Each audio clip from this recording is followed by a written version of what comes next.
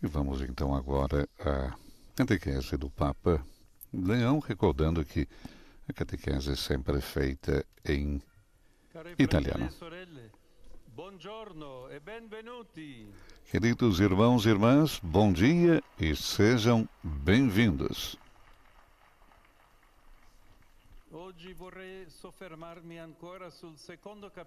Hoje gostaria de voltar a abordar o segundo capítulo da Constituição Conciliar Lumen Gentium, dedicado à Igreja como povo de Deus. O povo messiânico recebe de Cristo a participação na obra sacerdotal, profética e real, na qual se realiza a sua missão salvífica. Os padres conciliares ensinam que o Senhor Jesus instituiu um reino de sacerdotes através da nova e eterna aliança, constituindo os seus discípulos um sacerdócio real. Esse sacerdócio comum dos fiéis é conferido pelo batismo, que nos permite adorar a Deus em espírito e em verdade, e confessar diante dos homens a fé que de Deus receberam por meio da Igreja.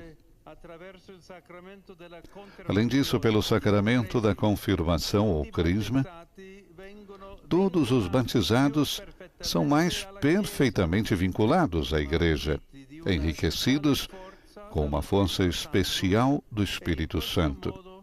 E, desse modo, ficam obrigados a difundir e defender a fé por palavras e obras, como verdadeiras testemunhas de Cristo. Esta consagração está na gênese da missão comum que une os ministros ordenados e os fiéis leigos.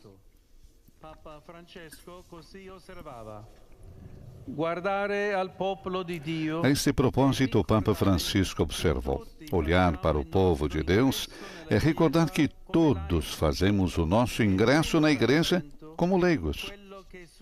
O primeiro sacramento que sela para sempre a nossa identidade e do qual deveríamos ser sempre orgulhosos é o batismo. Através dele e com a unção do Espírito Santo, os fiéis são consagrados para serem edifício espiritual e sacerdócio santo.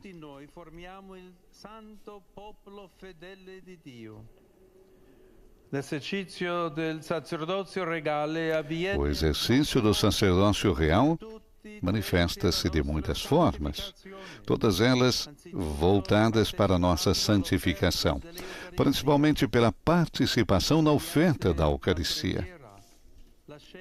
Através da oração, do ascetismo e da caridade ativa, assistimos assim a uma vida renovada pela graça de Deus. Como sintetiza o concílio, a índole sagrada e orgânica da comunidade sacerdotal efetiva-se pelos sacramentos e pelas virtudes.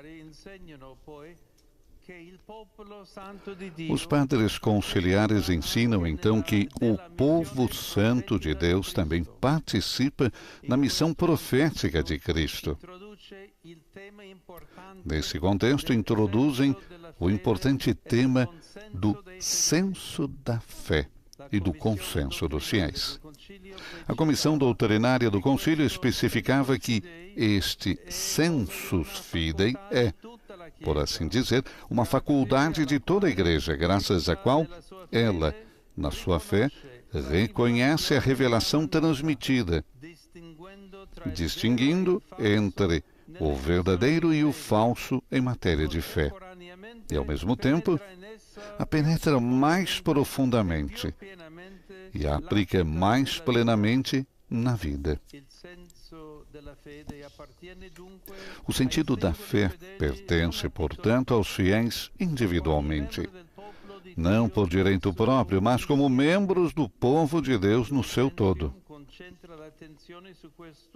A Lumen Gentium centra-se nesse último aspecto, e relaciona-o com a infalibilidade da Igreja, a qual inere e serve à infalibilidade do Romano Pontífice. A totalidade dos fiéis que receberam a unção do Santo não pode enganar-se na fé. E esta sua propriedade peculiar manifesta-se por meio do sentir sobrenatural da fé do povo todo, quando este, desde os bispos até o último dos leigos fiéis, manifesta consenso universal em matéria de fé e costumes. A Igreja, portanto, enquanto comunhão dos fiéis, que inclui obviamente os pastores, não pode errar na fé. O órgão dessa propriedade fundada na unção do Espírito Santo é o senso sobrenatural da fé de todo o povo de Deus, que se manifesta no consenso dos fiéis.